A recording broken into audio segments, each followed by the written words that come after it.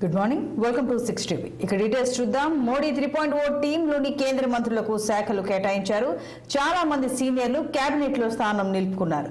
పలువురికి పాత శాఖలే కేటాయించారు. అమిత్ షా, రాజ్నాథ్ సింగ్, నితిన్ గడ్కరీ, నిర్మలా సీతారామన్, జయశంకర్, అశ్విని వైష్ణవ్, హర్దీప్ సింగ్ పూరి వంటి వారు తమ పాత శాఖలనే తిరిగి పొందారు. అలాగే కిషన్ రెడ్డికి బొగ్గు గనుల శాఖ, బండి సంజయ్కి హోం సహాయ మంత్రి శాఖను కేటాయించారు.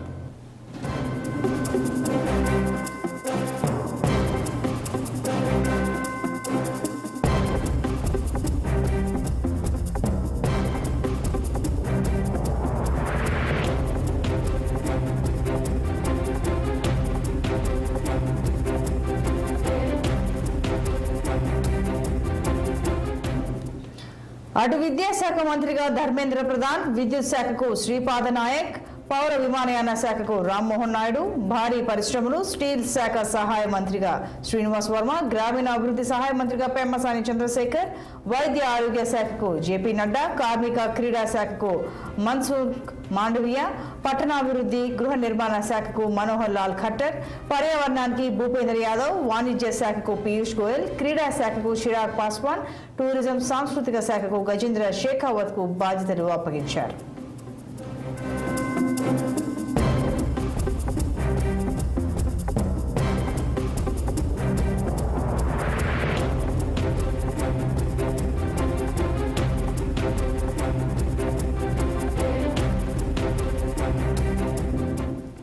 అలాగే టూరిజం శాఖ సహాయ మంత్రిగా సురేష్ గోపి, చిన్న మధ్య తరహా పరిశ్రమల శాఖకు జితిన్ రామ్ మాంఝీ, పార్లమెంటరీ వ్యవహారాలకు కిరణ్ రిజిజు, జలశక్తి మంత్రిగా సిఆర్ పాటిల్, వ్యవసాయం గ్రామీణాభివృద్ధి శాఖకు శివరాజ్ సింగ్ చౌహాన్, స్టీల్ శాఖ మంత్రిగా హెచ్డి కుమారస్వామి, మహిళా సంక్షేమం శాఖకు అన్నపూర్ణాదేవి, టెలికాం శాఖ మంత్రిగా జ్యోతిరాదిత్య సింధియా, ఆహారం వినియోగదారుల సేవల శాఖను ప్రహ్లాద్ జోషికి కేటాయించారు.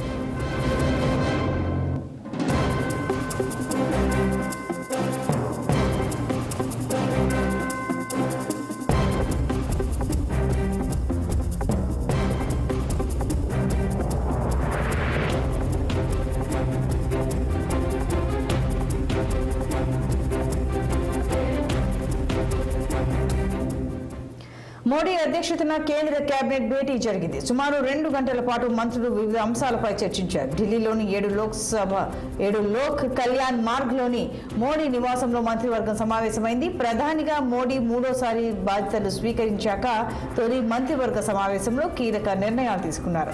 PMAY కింద మరో 3 కోట్ల ఇళ్లు నిర్మించేందుకు తొలి కేబినెట్ ఆమోదం తెలిపింది.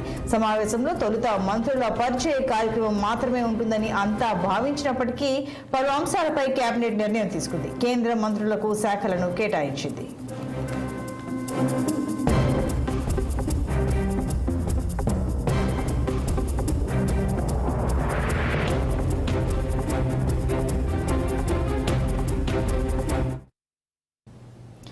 DSC ద్వారా